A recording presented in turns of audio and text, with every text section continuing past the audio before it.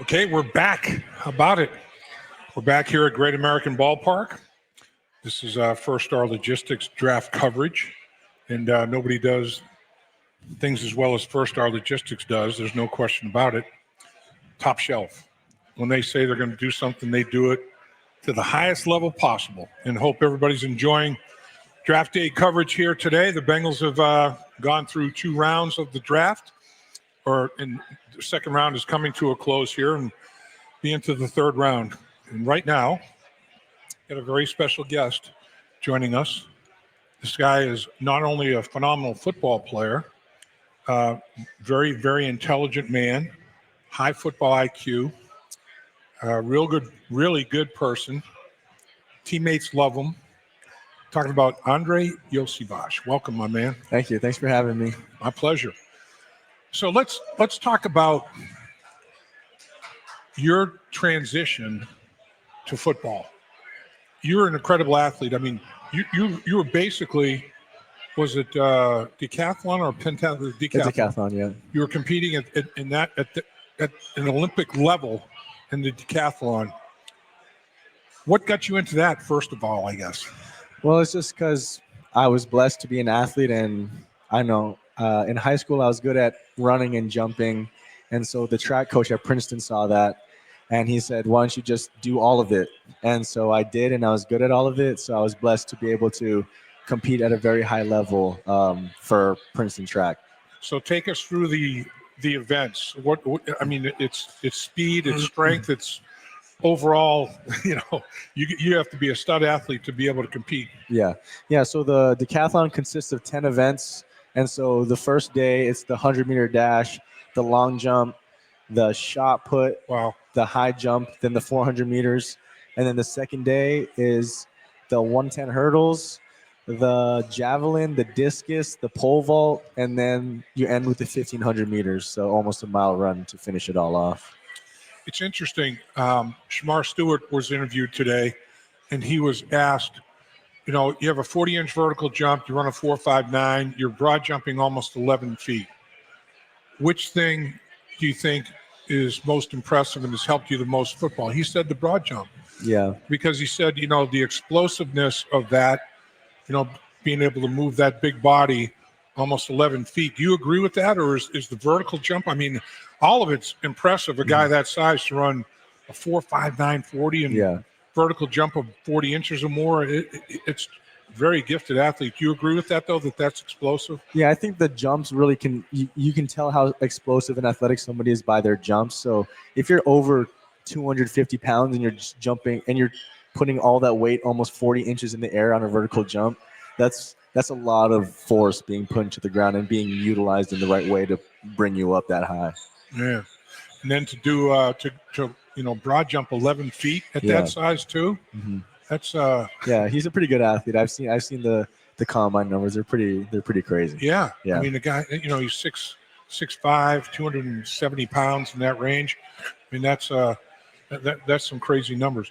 What did you like best about the decathlete? What were the events that you would circle and say, I'm looking forward to getting this done? Yeah, all the running and jumping, every sprint, every high jump, long jump, and then my favorite one was also the pole vault, just because you never really get to do that kind of motion anywhere else in any other sport. You can run and jump anywhere, but pole vaulting is its own entity. So I thought that was pretty fun. I mean, we had a pole vaulter that set the school record when I was on the track and field team. I was shot putting a discus guy. I was not in javelin too. Yeah, that's all I did. That was nothing more than that. But this guy was pretty impressive, and we got to be pretty good friends. And I would spot him, a little bit, and to watch what you guys do as pole vaulters, man, to hit that pole. And people think, the precision that it takes to put it in the pit the right way, into the hole or whatever, the right way, and to invert yourself, and then you have to be a gymnast in the air, and then land in the pit, the padded pit, the way you do. I mean, is that the toughest thing to do? It's a combination of so many things. It's a combination of hand-eye coordination and athleticism and strength, because you have to, obviously when you're running, you have to find the pit and you have to put it in the right way, and then you have to swing yourself up in vertical and upside down and push yourself on top of the bar to get over it.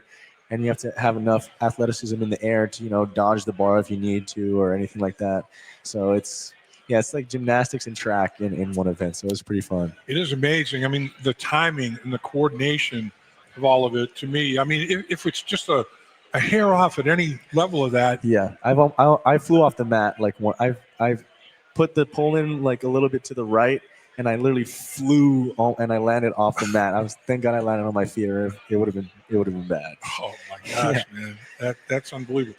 So, all of those track exploits, did you take us through other sports that you played in your youth, and which of those do you think was the most beneficial to you achieving the level of play in football?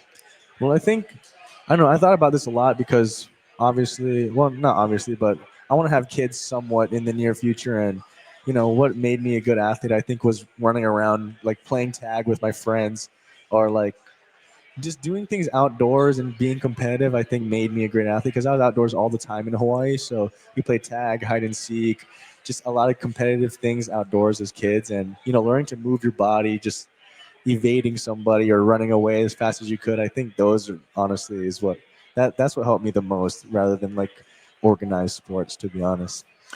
So Hawaii, man, growing up and participating in sports in Hawaii in that kind of weather, and now here you are in Cincinnati, and we know what the winters can be like in Cincinnati. How big of an adjustment has that been? How big of an adjustment was it for you? Well, my biggest adjustment was when I went from Hawaii to Princeton. So when I was in New Jersey, that was pretty tough. That was probably it was a pretty low moment for me, being away from my family, being in the cold. It was great for like 9 months out of the year. School was hard. So I'd say that was the toughest transition I've ever had. So I did 4 years of being in New Jersey. So Cincinnati is not a bad city at all when you're comparing New Jersey to it. So it's been not bad at all. So Princeton, got recruited at Princeton. Harvard, Yale, Princeton, the Ivy League schools got accepted to them. I really liked. It came down to the two Ivies that I was trying to decide were Harvard and Princeton, and I really liked the campus at Princeton. I'm not saying I'm from the Boston area, so the weather it wasn't all that different for me. But Princeton, what a great institution, man. I was impressed with the campus, the people. What was it about Princeton that drew your attention? Well, yeah, so I had offers from Princeton and Dartmouth. And so Dartmouth is really, really out of the way. So it's basically in Canada. So, I mean, they had a really good football program, but the coaches really liked me at Princeton, and they offered me right after the camp that I went to. So I wanted to be somewhere where they wanted me because I didn't have any offers. I had 2 offers, Princeton and Dartmouth, and that was it. So on top of the coaches wanting me, it was good. Like it felt like I was on like a Harry Potter campus. It was beautiful. The town is really safe. And it was the best undergrad school in the nation. So, football didn't work out for me. I had a plan. I'm not a plan, but just like a fallback degree. Not a bad degree to have if you don't go to the NFL. So no doubt. Yeah. What was it in? I didn't graduate technically because they didn't let me. So when I was training for the combine, I had to be in Florida, and they didn't let me do online school. So gotcha. I'm finishing up my political science degree. I still have to write my thesis, so I'm looking forward to that in sometime in the future. That was my my minor. Okay. It was my major initially. I was thinking I wanted to be a lawyer, Perry Mason. I thought I was going to be the next Perry Mason, whatever. and then when I decided to change, I went into communications and public relations, that sort of thing. I kept it as a minor, so I got a political science minor degree. But what were you thinking about? What were you thinking about doing with poli sci? Nothing. I just needed to get my degree anywhere I could. I was good at writing papers, so it was easy for me to like read an article or read some dissertation about something and just write a paper about it. Because I don't know, being in for the math courses and economics courses, you have to be at every single class, and sometimes I would not go or go to recovery instead of go, and so I had to find ways to kind of weave my way through the system, but still get really good grades. So that's what I did. What about any other sports that you may have participated in as a kid growing up? I did a little bit of soccer. I played basketball, but it was track football most of the time. And Yeah, I was just running. I was just running around everywhere. Yeah, track and football and a little basketball up until ninth grade, I would say. Yeah. Were you always a sprinter? Did you? I mean, what about the dog gut run? The 400 meters where you had the 440, we had the 880, the quarter mile, the half mile. Right. I mean, even a 220, the guy, 200 meters, whatever.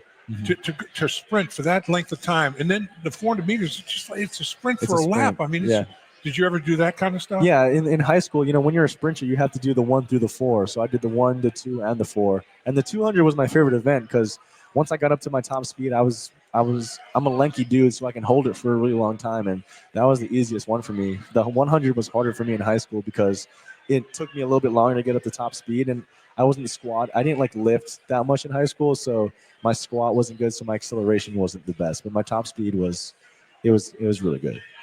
So what coaches do you think had the biggest impact on you as you were, a young student athlete trying to get to where you are today?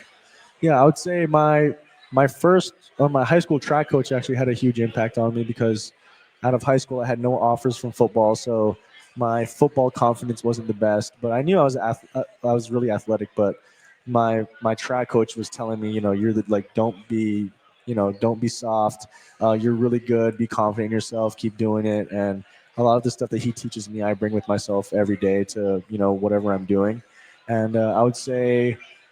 The coach I work with now in the offseason, my receiver coach, he's kind of the same way. Like, don't take anything from anybody. Do your work, and good things will come. So that's kind of how I've lived my life.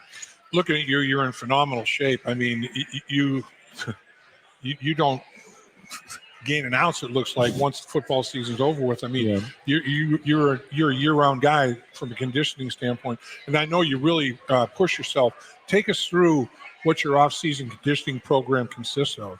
Yeah, so our season ended. We didn't go to the playoffs, so we got a little bit longer of a break.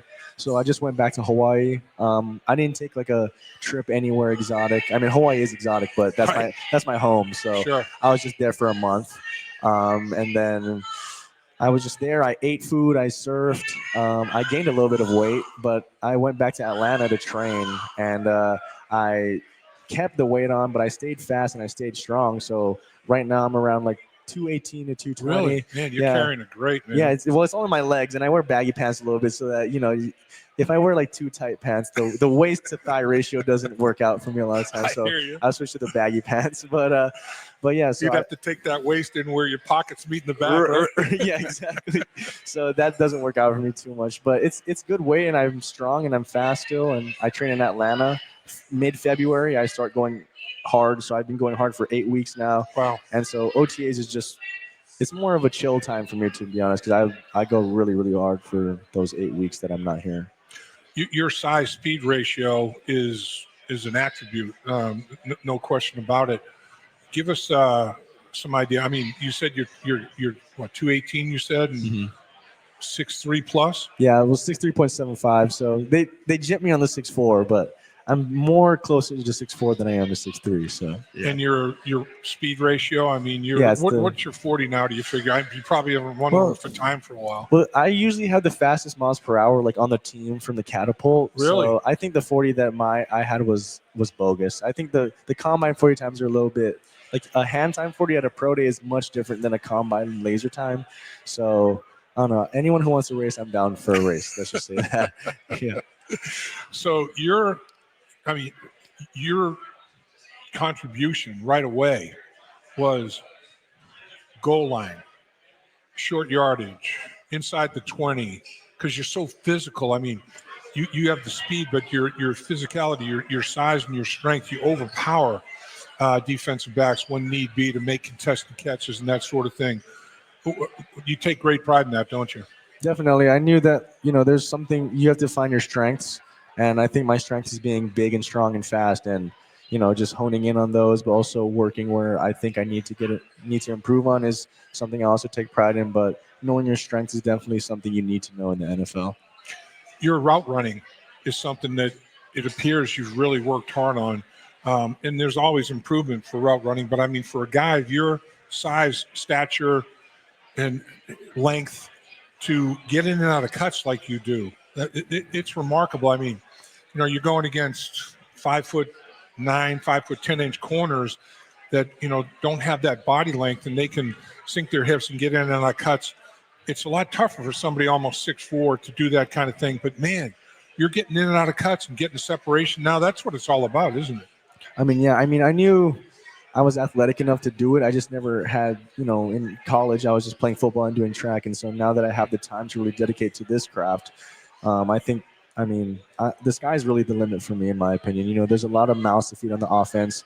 We have so many stars on this team. It's almost, no one should be able to stop us on offense this year. You can't guard all of us. It's not going to work. So, but, just me seeing greatness in front of me with Jamar and T and guys like Mike even too, I just need to, the competitive guy in me needs to beat those guys. It needs to be better than them. So we're all trying to be better than one another, and it's a really good environment to be in.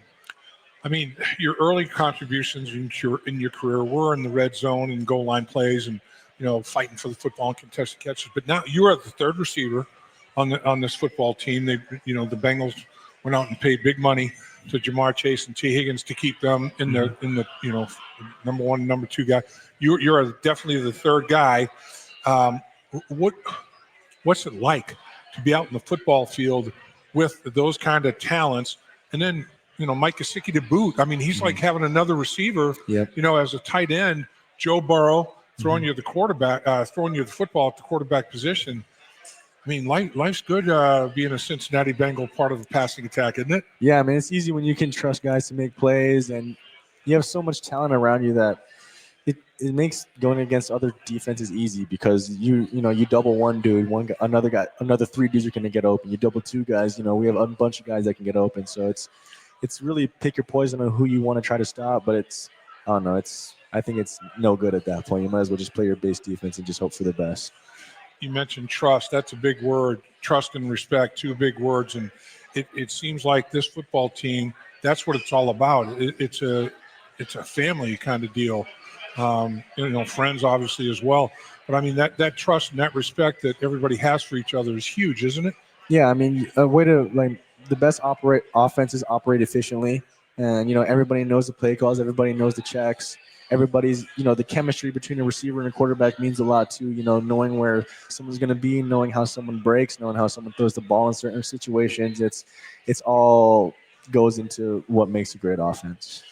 Troy Walters, your wide receiver coach, played the game. When you've got a coach that is aware of, don't put that in there. That's unrealistic. Mm-hmm. You're asking guys to do stuff that let's not go there.